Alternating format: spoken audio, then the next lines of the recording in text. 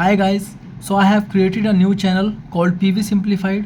So PV Simplified मैंने इसलिए नाम रखा है क्योंकि हम यहाँ पे जो भी फार्माकोविजिलेंस की टर्म्स हैं, कोई भी फार्माकोविजिलेंस के प्रोसेसेस हैं, उनको एकदम सिंप्लीफाई वे में सीखेंगे। क्योंकि अक्सर बी फार्म के बाद लोग कंफ्यूज हो जाते हैं कि हम इंडस्ट्री जाएं या फिर हम रेगुलेटरी फील्ड में चूज़ करें। So PV is also a great and vast industry that you can work in. So pharmacovigilance generally मेन क्या होता है, to monitor drug safety for patient safety. ठीक है, तो फार्माकोविजिलेंस जनरली आज हम इसका बेसिकली इंट्रोडक्शन देखेंगे कि हम इंट्रो में क्या क्या इसमें पढ़ सकते हैं, हमने क्या क्या सीखना है, अगर एक पीवी प्रोफेशनल बनना है तो हमें क्या क्या स्किल्स होने चाहिए, क्या क्या नहीं होना चाहिए। और ये फ्री यूट्यूब चैनल है, आपको जो भी यहाँ वीडियोज़ आएंगी वो एकदम अच्छे से मिलेंगी। अगर आप वीडियोज़ ही देख लोगे तो आप अपने केसेस वगैरह अच्छे से सॉल्व करोगे, बाकी आपकी अपनी प्रैक्टिसेस हैं। So let's start my new video. So PV generally is क्या, फार्माकोविजिलेंस। तो फार्माकोविजिलेंस में बेसिकली क्या है, ये फार्माकोविजिलेंस दो टर्म से हमारा बना है। तो फार्माकोविजिलेंस तो पहली टर्म है फार्माकोन, ये ग्रीक टर्म है जिसका मतलब होता है drugs, and vigilare is a Latin word that means keep alert. So basically we have to keep alert on the drugs that whether they are causing adverse event in the real market और not. Okay, so pharmacovigilance की एक basic definition हम देख लेते हैं सबसे पहले। That pharmacovigilance is defined as the science related to the, अब रिलेटेड टू द किस किस चीज़ के लिए, detection, assessment, understanding and prevention. So firstly हम क्या करेंगे, डिटेक्ट करेंगे किसको, एडीआर को। एडीआर को डिटेक्ट करा हमने, फिर हमने उसको असेस करेंगे कि जो एडीआर है particular due to the medicinal product है या नहीं, या फिर इसकी सीरियसनेस क्या है। फिर हम अंडरस्टैंड करेंगे उस एडीआर को, फिर हम उसको प्रिवेंट करने की स्ट्रेटजीज लगाएंगे अलग अलग। सो फिर से हमने एक बार डेफिनेशन को देखेंगे कि जो फार्माकोविजिलेंस है वो डिफाइन होता है कि एज अ साइंस, एक साइंस है या एक्टिविटीज़ है related to the detection, assessment, understanding and prevention of ADR. तो दोस्तों ये डेफिनेशन आप इतने अच्छे से रट लेना, क्योंकि बेसिकली फार्माकोविजिलेंस इंटरव्यूज़ में पहला क्वेश्चन यही होता है, what do you mean by pharmacovigilance. So एक बार फिर से रिपीट करते हैं, pharmacovigilance is defined as the science and activities that is related to the detection, assessment, understanding and prevention of a particular adverse event and drug related reactions. So अब basically क्या है, हमारा रोल क्या है pharmacovigilance का। अब देखो हम फार्माकोविजिलेंस तो पढ़ रहे हैं, पर बेसिकली हमारा रोल क्या है फार्माकोविजिलेंस का, ड्यूरिंग एनी पेशेंट सेफ्टी, या हम कभी भी ड्रग मॉनिटर कर रहे हैं। ड्रग मॉनिटर क्यों कर रहे हैं हम, बेसिकली हमारा मेन कॉज क्या है, मेन रीज़न क्या है। सो बेसिकली मेन रीज़न है हमारा detection of the adverse event. देखो हमारी जो ड्रग्स होती हैं वो ज़रूरी नहीं है कि हमारी जो ड्रग्स हैं वो हम खाएं और हमें वो एक थेरेपेटिक इफेक्ट शो करें, because we all know that in pharmacology we read that the particular drug cause the particular therapeutic effect. But ये ऐसा नहीं है, इसमें क्या है कि जो हमारी ड्रग्स है वो हमें साइड इफ़ेक्ट्स भी कॉज कर सकती हैं, एडवर्स इवेंट भी कॉज कर सकती हैं। अब हम ये देखते हैं कि इंडिया में, in India people don't report whenever they got any side effect after administration of drug. So they don't report, तो वो रिपोर्ट नहीं करते, क्योंकि अगर आपको एडवर्स इवेंट आया है तो वो सोचते हैं कि ऐसे ही चलो कोई बात नहीं है, रैशेज़ हो गए हैं तो क्या हुआ, 2 दिन में ठीक हो जाएगा। तो हमारा फार्माकोविजिलेंस इसीलिए हमारे इंडिया में इतना वास्ट नहीं है, और कंट्रीज़ में इसकी अच्छी ग्रोथ है, पर धीरे धीरे हमारा फार्माकोविजिलेंस इंडिया में भी आ रहा है। सो पहला इसका रोल है डिटेक्शन ऑफ एडवर्स इवेंट। कोई भी एडवर्स इवेंट का डिटेक्शन करना है, उसमें हमारा फार्माकोविजिलेंस का ग्रेट रोल है।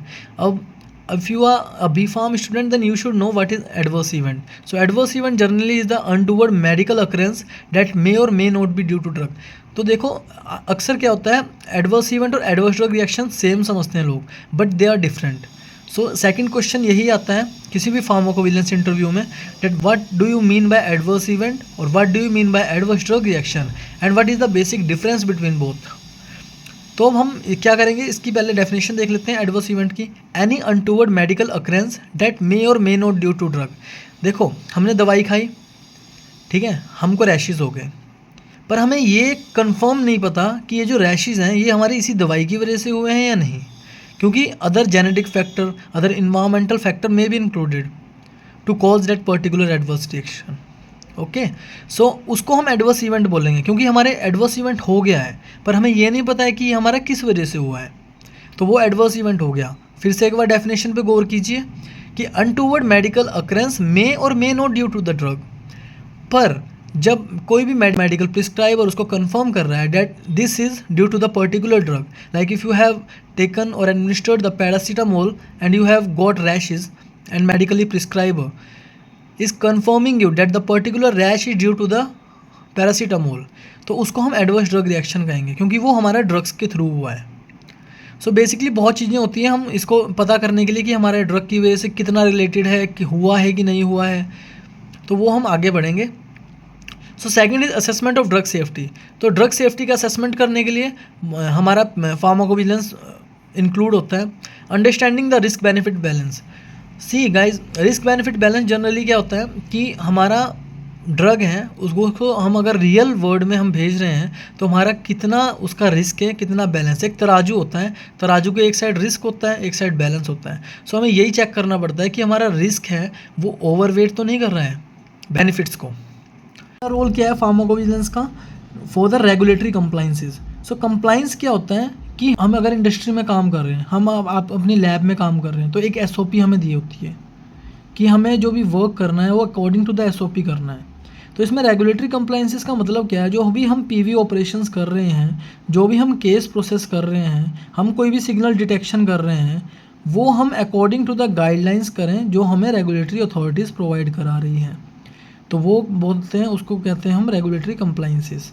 अब सिग्नल डिटेक्शन की मान के चलो हमारी कोई भी एक ड्रग है वो बार बार एक ही एडवर्स इवेंट या एक ही चीज़ के लिए कोड हो रही है, तो हमारे पास क्या होएगा, एक सिग्नल डिटेक्ट होएगा कि हमारा जो पर्टिकुलर एडवर्स इवेंट है वो बार बार आ रहा है इस ड्रग से, तो हम उससे क्या करेंगे, उसको सिग्नल को डिटेक्ट कर लेंगे। फिर पोस्ट मार्केटिंग सर्विलेंस। सी क्लिनिकल ट्रायल्स में हमारे पास क्या होता है, एक लिमिटेड नंबर ऑफ पॉपुलेशन होती है। अब लिमिटेड नंबर ऑफ पॉपुलेशन होती है तो हम क्या करते हैं, जो टेस्टिंग होती है वो हमारी एक लिमिटेड क्राइटेरिया में रह जाती है। तो हम इसको क्या करेंगे, अगर हम रियल वर्ल्ड पॉपुलेशन में हम अपनी मेडिसिन को भेज देते हैं, रियल वर्ल्ड पॉपुलेशन में हमने अपनी मेडिसिन को भेजा, तो रियल वर्ल्ड पॉपुलेशन में अलग अलग प्रकार के बंदे मिलेंगे, हमें अलग अलग प्रकार के आदमी, औरतें, मेल, फीमेल, जो भी अलग अलग कैटेगरीज हैं वो मिलेंगे। उनका डिफरेंट वेरिएशन होगा जेनेटिक्स में, वेरिएशन होगा इन्वायरमेंट में। सो हमें एक पर्टिकुलर अच्छे तरीके से रिपोर्ट मिलेगी रियल वर्ल्ड पॉपुलेशन में अगर हम ADR को मॉनिटर करें। टॉपिक हमें क्या क्या कवर करने हैं फार्माकोविजिलेंस प्रोफेशनल्स के लिए, मतलब क्या क्या बेसिक स्किल्स होनी चाहिए। तो बेसिक्स ऑफ फार्माकोविजिलेंस पता होना चाहिए हमें, मेड्रा कोडिंग हमें पता होना चाहिए, WHO DD की कोडिंग पता होनी चाहिए क्योंकि ये यूज़ होती है ड्रग्स की कोडिंग के लिए। मेड्रा कोडिंग यूज़ होती है किसी भी मेडिकल टर्म्स की कोडिंग के लिए।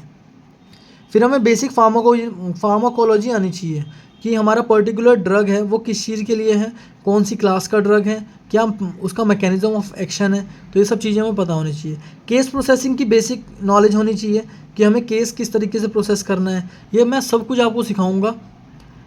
अब जुड़े रहिए बस फार्माकोविजिलेंस सिंप्लीफाइड के साथ, सब कुछ आपको मिलेगा एकदम free. And last is narratives. Narrative किस तरह लिखते हैं, सो narrative writing is also a crucial step और process in any pharmacovigilance case processing, जिसमें डेटा एंट्री होती है। डेटा एंट्री के बाद अपना नैरेटिव राइटिंग्स लिखी जाती हैं, क्योंकि नैरेटिव में हमारा सब कुछ होता है क्रोनोलॉजिकल ऑर्डर में कि हमारा कौन सी ड्रग दी है, क्या उसके पेशेंट का नाम, रिपोर्टर की डिटेल्स, फिर हमारा लास्ट एक्शन क्या टेकन हुआ, फिर क्लिनिकल आउटकम्स क्या थे, लैब इन्वेस्टिगेशंस क्या बता रही है, हमारी कॉजैलिटी क्या आई है, सब कुछ आपको मिलेगा PV सिंप्लीफाइड पे। सो जुड़े रहिए। थैंक यू आज के लिए। और आप बताइए आपको वीडियो कैसी लगी, आपको अगर कुछ भी थोड़ी बहुत भी नॉलेज गेन हुई हो तो आप कमेंट में हमें बताइए, और हमें बताइए कि क्या क्या हमें सुधार करना चाहिए वीडियो में, सो जिससे हम अपकमिंग वीडियोज़ हैं उसमें हम सुधार करके ला सकें। So that's all for today. Thank you all of you. Please subscribe the channel, share and like the video.